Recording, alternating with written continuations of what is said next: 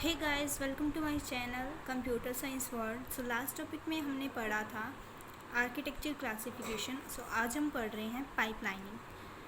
तो इससे पहले हम स्टार्ट करते हैं। आप चैनल को ज़रूर सब्सक्राइब कर दें और बेल आइकन को प्रेस कर दें, जिससे आपके पास सारी नोटिफिकेशन आती रहे। तो हम स्टार्ट करते हैं गाइस। पाइपलाइनिंग क्या होता है?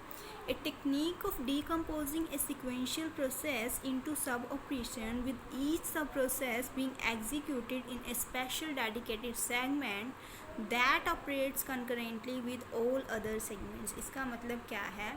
देखो guys, a technique of decomposing a sequential process, एक सिक्वेंशियल प्रोसेस को सब ऑपरेशन में डिकम्पोज करना, मतलब छोटे छोटे सब ऑपरेशंस में तोड़ना और फिर उनकी प्रोसेसिंग करके उनको एग्जीक्यूट करना, ठीक है, उसको हम बोलते हैं पाइपलाइनिंग। ठीक है, तो पाइपलाइनिंग में एग्जैक्टली होता क्या है? Pipelining is the process of accumulating instruction from the processor through a pipeline.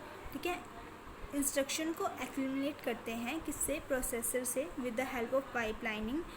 It allows storing and executing instruction in an orderly process. ठीक है, ये हमारे को क्या अलाउ करता है? इंस्ट्रक्शन को स्टोर करने के लिए और एग्जीक्यूट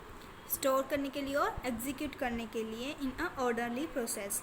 ऑर्डरली मतलब सीक्वेंस वाइज प्रोसेसेस जैसे ओकर होंगी वैसे वैसे इंस्ट्रक्शन को स्टोर करेगा और एग्जीक्यूट करेगा। It is also known as pipeline processing. उसको हम पाइपलाइन प्रोसेसिंग भी बोल सकते हैं। ठीक है guys, pipelining is a technique where multiple instruction are overlap during execution. ठीक है, पाइपलाइनिंग में क्या होता है? मल्टीपल इंस्ट्रक्शन ओवरलैप कर जाती हैं एग्जीक्यूशन के टाइम पे। ठीक है, pipeline is divided into stages and these stages are connected with one another to form a pipe like structure. जब भी इसको हम पाइपलाइन बोलते हैं। ठीक है, पाइपलाइन इज डिवाइड, स्टेजेस में डिवाइड होती है और जो स्टेजेस होते हैं वो कनेक्ट होती है, एक से दूसरी स्टेज कनेक्ट होती है लाइक ए पाइप स्ट्रक्चर, इसलिए हम उसको पाइपलाइनिंग बोलते हैं। Instruction enters from one and and exit from other and, मतलब एक साइड से इंस्ट्रक्शन एंटर करती है और दूसरी साइड से एग्जिट करती है। ठीक है, pipelining increases the overall instruction throughput. ठीक है, ओवरऑल इंस्ट्रक्शन का थ्रूपुट इंक्रीज करने में हेल्प करती है। In pipeline system each segment consists of an input register followed by a combinational circuit। Pipeline system में हर एक सेगमेंट क्या कंसिस्ट करता है? एक इनपुट रजिस्टर कंसिस्ट करता है, जो कि किससे फॉलो होता है, जिसके साथ क्या कनेक्ट होता है? Combinational circuit. ठीक है, the register is use to hold data. जो इनपुट रजिस्टर होता है किस लिए यूज होता है? डाटा को होल्ड करने के लिए। और वो जो वहाँ कॉम्बिनेशनल सर्किट रहता है जो इनपुट रजिस्टर के साथ कनेक्ट होता है, वो किस लिए यूज़ होता है? Combinational circuit performs operation on it, वो उसके ऊपर ऑपरेशंस परफॉर्म करता है। ठीक है, और एक जो आउटपुट आता है कॉम्बिनेशनल सर्किट का is applied to input register of the next segment. जो जैसे कि हमें पता है कि पाइपलाइन की स्टेजेस होती हैं, वो एक दूसरे से कनेक्ट होती हैं। जो एक का जो आउटपुट आएगा वो दूसरे स्टेज का क्या होगा? इनपुट रजिस्टर में एंटर करेगा, इनपुट माना जाएगा वो दूसरे स्टेज का। ठीक है, ये देखो गाइस, यहाँ पे क्लॉक है, यहाँ ये इनपुट एंटर हो रहा है। ठीक है, यह क्या है? कॉम्बिनेशनल सर्किट है। फिर ये क्या है? रजिस्टर R1 है, फिर उसके बाद कॉम्बिनेशनल सर्किट, फिर रजिस्टर R2, फिर उसके बाद कॉम्बिनेशनल सर्किट, फिर उसके बाद रजिस्टर R3, फिर आउटपुट आएगा। ठीक है, मतलब ये इसका आउटपुट आ रहा है, तो आउटपुट आ रहा है तो ये इसका इनपुट माना जा रहा है, फिर से आउटपुट आ रहा है तो इसका इनपुट माना जा रहा है, फिर से यहाँ पे आउटपुट आ रहा है। ठीक है, तो ऐसे स्टेजेस चलती जाएंगी। अब जो पाइपलाइन सिस्टम होता है वो दो टाइप्स का होता है। ठीक है, एक अरिथमेटिक पाइपलाइन होता है और दूसरा होता है इंस्ट्रक्शन पाइपलाइन।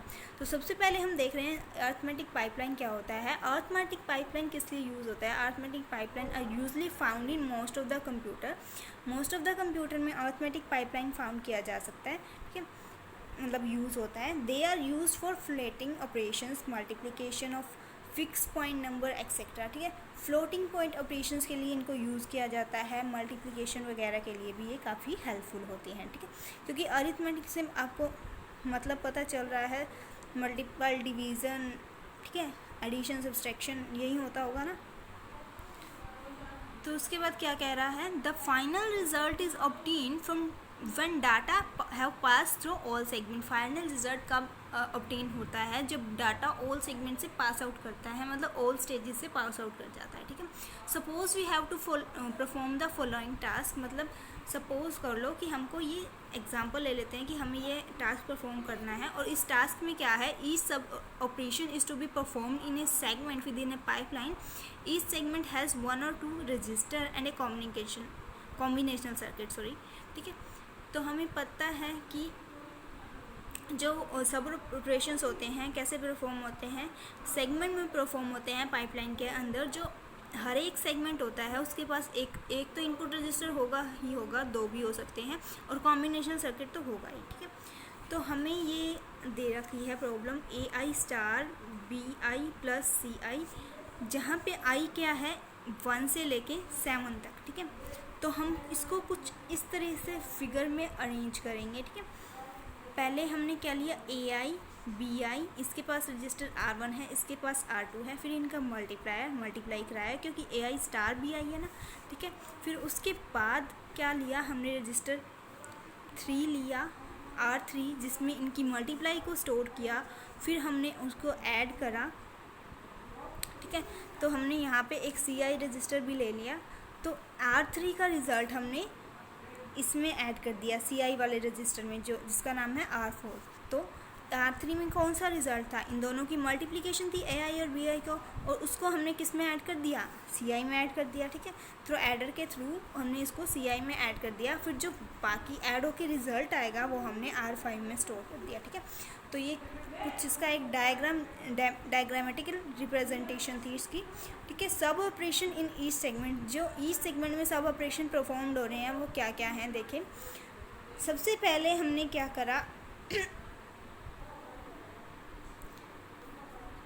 ठीक है, यहाँ पे हम क्या कर रहे हैं, सबसे पहले AI को स्टोर कर रहे हैं कहाँ, R1 में, BI को स्टोर कर रहे हैं R2 रजिस्टर में, फिर हम इन दोनों की मल्टीप्लिकेशन करवा के और उसको कहाँ स्टोर कर रहे हैं, मल्टीप्लाई को R3 में स्टोर कर रहे हैं, हम CI को R4 में स्टोर कर रहे हैं, और फिर R3 का और R4 का सम कर रहे हैं। R3 में क्या थी, इन दोनों की मल्टीप्लिकेशन थी, जो कि हमें एग्जैक्ट रिजल्ट प्रोवाइड कर रहा है, ठीक है। Load AI and BI, AI और BI को लोड करा, multiply and load CI and, ठीक है। तो मल्टीप्लाई करा AI BI को, फिर उसके बाद CI को लोड करा, और उसके बाद जो रिज़ल्ट आया था उसको CI में ऐड कर दिया, ठीक है। यही सब ऑपरेशंस परफॉर्म हो रहे हैं, यही स्टेजेस हैं, ठीक है। तो समझ आ गया होगा अरिथमेटिक पाइपलाइन में क्या होता है, कैसे हम यूज़ करते हैं, एग्जाम्पल भी हमने देख लिया, ठीक है। गाइस आगे देखते हैं। Arithmetic pipeline units are usually find in very high speed computer, ठीक है। तो अरिथमेटिक पाइपलाइंस यूनिट जो होती हैं कहाँ पे फाइंड होती हैं, मोस्टली कंप्यूटर में फाइंड होती है, ये तो हमने पढ़ लिया था। मोस्टली कहाँ फाइंड होती हैं, उन कंप्यूटर्स में जो वेरी हाई स्पीड होती हैं, ठीक है।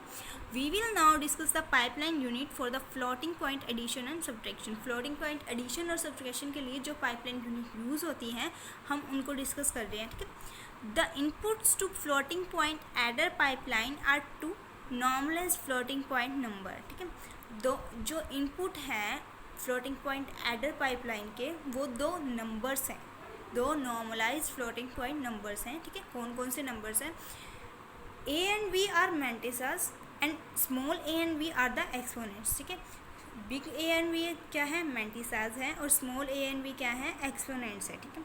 The floating point addition and subtraction can be performed in 4 segment. जो फ्लोटिंग पॉइंट एडिशन होता है या फिर सब्ट्रैक्शन होता है वो 4 सेगमेंट में परफॉर्म होता है। सबसे पहले हम यहाँ पे देख रहे हैं फ्लोटिंग पॉइंट एडर। तो एडर में सबसे पहले क्या होता है, कंपेयर द एक्सपोनेंट, एक्सपोनेंट को कंपेयर किया जाता है। अलाइन द मैंटिसास, मैंटिसा को अलाइन किया जाएगा, फिर ऐड या सब्ट्रैक्ट करना है मैंटिसा को, वो किया जाएगा, और फिर रिजल्ट को नॉर्मलाइज करा जाएगा, ठीक है। तो x हमारे पास ये दे रखा है, y ये दे रखा है, और उनकी वैल्यूज़ दे रखी हैं, ठीक है। तो सबसे पहला ऑपरेशन क्या है, कंपेयर द एक्सपोनेंट, एक्सपोनेंट को कंपेयर किया, ठीक है। इसकी एक्सपोनेंट क्या है, 3 है, इसकी एक्सपोनेंट क्या है, 2 है, दोनों को कंपेयर करा और बड़ी वाले में से छोटे वाले को माइनस कर दिया, तो हमारे पास 1 आ गया। फिर उसके बाद क्या है, अलाइन द मैंटिसा, मैंटिसस को अलाइन करा, ठीक है। मैंटिसस मतलब ये मैंटिसस होता है सारी जो वैल्यू है, ठीक है। अलाइन द मैंटिसा, मैंटिसा को अलाइन कर दिया। उसके बाद हम क्या कह रहे हैं, ऐड मैंटिसस, मैंटिसस को ऐड कर दिया, ठीक है। ऐड कर दिया। उसके बाद देखो अलाइन द मेंटिसेस वाले स्टेप में हमने एक चीज़ और करी, इनकी पावर को हमने सेम करना है अगर हो सकती है तो, ठीक है। तो हमने पॉइंट आगे करके इनकी एक्सपोनेंट को सेम कर लिया, ठीक है। और फिर उसके बाद जब भी तो ऐड होंगी ना मेंटिसेस, तो उसके बाद मेंटिसेस को ऐड कर लिया और फिर रिज़ल्ट को एक नॉर्मलाइज वे में हमने अरेंज कर लिया और हमारे पास ये रिज़ल्ट आ गया, ठीक है गाइस। तो हमने अभी जो जो करा उसका एक फ्लो चार्ट या डायग्रामेटिकल वे देख लेते हैं। देखो सबसे पहले ये ए और बी, स्मॉल ए और बी है, एक्सपोनेंट है, एक रजिस्टर में स्टोर हुए आर नाम के। उधर ए एंड बी है, कैपिटल है, ठीक है। यहाँ पे ये क्या है, मेंटिसेस हैं, यह भी आर में स्टोर हुए। उसके बाद हमने फोर्थ स्टेप में क्या करा, कंपेयर करा एक्सपोनेंट को और बाय सब्ट्रैक्शन कर दिया। मतलब कि अगर वो बड़ा है तो उसको बड़े वाले में से छोटे वाले को माइनस कर दिया, ठीक है। मेंटिसा में क्या करना है, सबसे पहले मेंटिसेस को अलाइन करना है, ठीक है। अलाइन कर दिया और फिर आर में स्टोर कर दिया। यहाँ भी हमने कंपेयर करने के बाद आर में स्टोर कर दिया। फिर हमने क्या करना है, एक्सपोनेंट को चूज़ करना है, मतलब दोनों को एक्सपोनेंट इक्वल करनी है ना सेकेंड स्टेप में। और फिर उसके बाद हमने थर्ड में क्या करना है, ऐड या सब्ट्रैक्ट करना है। एक्सपोनेंट इक्वल करने के बाद ऐड या सब्ट्रैक्ट करना था हमें, ठीक है। सेगमेंट 3 में हमने वो करा और फिर दोनों को जो रिज़ल्ट आए उसको किसी रजिस्टर में स्टोर कर दिया। उसके बाद हमने क्या करा, एक्सपोनेंट को एडजस्ट करा। लास्ट के हमने स्टेज में देखा था, ये देखो लास्ट की स्टेज में हमने ये देखा था रिज़ल्ट, तो ये आ गया था हमारे पास, ठीक है। फिर हमने रिज़ल्ट को नॉर्मलाइज करा था, ठीक है। इसको अरेंज करा था ना, जब भी तो यहाँ पे 10⁴ आई।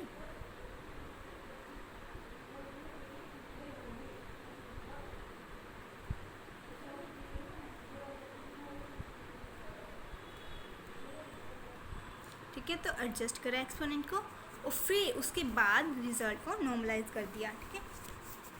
ओके, तो ये सब एक फ्लो चार्ट था। इससे आपको समझ आ गया होगा कि अरिथमेटिक में क्या क्या ऑपरेशंस होते हैं, क्या कुछ होता है, सब कुछ हमने देख लिया। अब हम नेक्स्ट चल रहे हैं इंस्ट्रक्शन पाइपलाइन में। तो इंस्ट्रक्शन पाइपलाइन में क्या होता है, pipeline processing can not only occur in data stream but in the instruction stream as well. Pipeline processing जो है सिर्फ डाटा स्ट्रीम में नहीं होती, वो इंस्ट्रक्शन स्ट्रीम में भी होती है। Instruction pipeline reads consecutive information from the memory while previous instruction are being executed in other segment। जब पहले वाली इंस्ट्रक्शन हमारी एग्जीक्यूट हो जाती है, दूसरी इंस्ट्रक्शन हमने स्टार्ट करनी होती है, तो इंस्ट्रक्शन पाइपलाइन क्या करता है, उस सेकेंड वाली इंस्ट्रक्शन को रीड करता है मेमोरी में से, ठीक है। So this is for the instruction fetch and execute segments to overlap and perform simultaneous operation. So इसी की वजह से इंस्ट्रक्शन फैच और एग्जीक्यूट सेगमेंट्स की वजह से ओवरलैपिंग होती है। This cause the instruction fetch and execute segment to overlap, ठीक है, एंड परफॉर्म साइमल्टेनियस ऑपरेशन। जब वो साइमल्टेनियस ऑपरेशन परफॉर्म करेंगे तो इंस्ट्रक्शन फैच और एग्जीक्यूट सेगमेंट्स क्या करेंगे, ओवरलैप करेंगे इसी की वजह से, ठीक है। सो इसमें हमारे पास 4 सेगमेंट सीपीयू पाइपलाइन होती है इंस्ट्रक्शन पाइपलाइन में। सो फर्स्ट क्या है, F1 segments फैचेस the instruction. F1 क्या करेगा, इंस्ट्रक्शन को फैच करेगा। DA segment decode the instruction and calculate the effective address. DA जो सेगमेंट है वो इंस्ट्रक्शन को डिकोड करेगा, ठीक है। उसके बाद कैलकुलेट द इफेक्टिव एड्रेस, उसका इफेक्टिव एड्रेस कैलकुलेट करेगा। उसके बाद F0 सेगमेंट जो है फैच करेगा ऑपरेंड को और EX सेगमेंट जो है एग्जीक्यूट करेगा इंस्ट्रक्शन को, ठीक है। तो ये सब 4 सेगमेंट्स यूज़ होते हैं और ये 4 सेगमेंट्स के वर्क थे। तो ये इनका एक डायग्रामेटिकल रिप्रेजेंटेशन ये है। सेगमेंट फर्स्ट में क्या हो रहा है, इंस्ट्रक्शन को फैच किया जा रहा है मेमोरी में से। सेगमेंट सेकंड में क्या हो रहा है, डिकोड करा जा रहा है इंस्ट्रक्शन को और कैलकुलेट क्या करा जा रहा है, इफेक्टिव एड्रेस को कैलकुलेट करा जा रहा है, ठीक है। उसके बाद क्या है, अगर उसकी कोई ब्रांच है तो उसको भी मतलब ऑपरेंड वगैरह है तो उसको यस अगर है तो फिर क्या होगा, अपडेट करा जाएगा उसको। अगर उसकी कोई ब्रांच है तो उसको अपडेट करा जाएगा, अगर नहीं है तो हम आगे वाले स्टेप पे जाएंगे। नेक्स्ट स्टेप हमारा क्या था, फैच करेंगे ऑपरेंड को मेमोरी में से, एग्जीक्यूट करेंगे इंस्ट्रक्शन को, फिर क्या आएगा, इंटरप्ट, और यहाँ पे हमारा कंप्लीट हो जाएगा। मतलब इंटरप्ट क्या है, अगर बीच में कोई चीज़ इंटरप्ट कर रही है हमें तो फिर यस, अगर कर रही है तो हमें ये ऑपरेशंस परफॉर्म करने हैं, अगर नहीं है तो उसके बाद हमारा सब मतलब ऑपरेशंस ख़त्म हो जाएंगे। ठीक है, अगर कोई चीज़ इंटरप्ट हो रहा है बीच में किसी वजह से, सो उस इंटरप्ट को हैंडल किया जाएगा। इंटरप्ट हैंडल से पीसी को अपडेट करा जाएगा और पाइप को एम्प्टी करा जाएगा और फिर से वही ऑपरेशंस परफॉर्म होंगे। ठीक है, अगर नहीं हो रही है तो ये वाला इंस्ट्रक्शन यहीं पे एग्जीक्यूट हो जाएगी और नेक्स्ट वाले इंस्ट्रक्शन को फेच किया जाएगा। ठीक है, तो ये आज हमने देखा पाइपलाइनिंग, उसमें हमने देखा अरिथमेटिक पाइपलाइनिंग और इंस्ट्रक्शन पाइपलाइनिंग। ठीक है, तो नेक्स्ट टॉपिक में हम देखेंगे इंस्ट्रक्शन साइकिल। पाइपलाइनिंग की जो इंस्ट्रक्शन साइकिल है बेसिकली हम वो देखेंगे।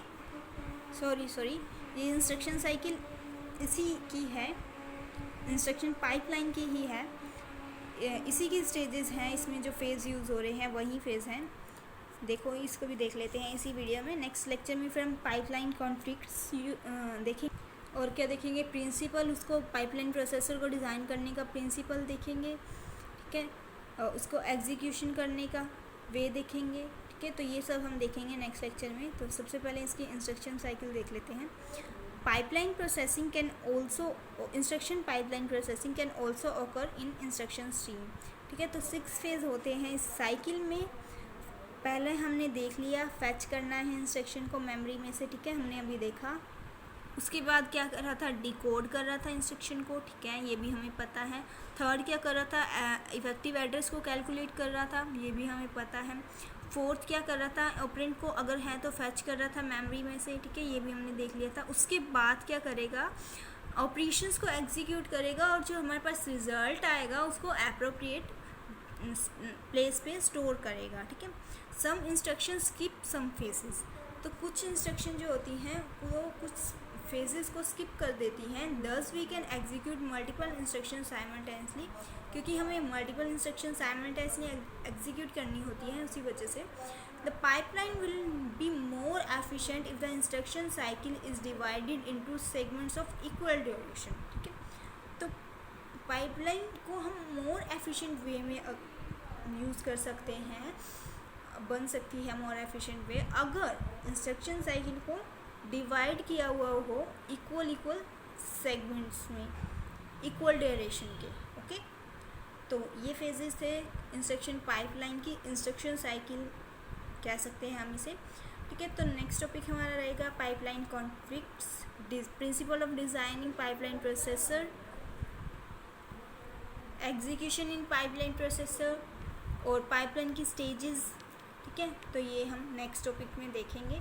सो आज के लिए गाइस इतना ही, बने रहिएगा मेरे साथ और चैनल को सब्सक्राइब कर दें, वीडियो को लाइक कर दें और अपने फ्रेंड्स के साथ ज़रूर शेयर करें। हाँ फ्रेंड्स, अगर आपको किसी और टॉपिक पे वीडियो चाहिए, किसी और टॉपिक पे MCQs चाहिए या इसकी PDF चाहिए तो आप मुझे कमेंट करके बता सकते हैं, मैं आपको प्रोवाइड कर दूँगी। ठीक है गाइस, थैंक यू ऑल।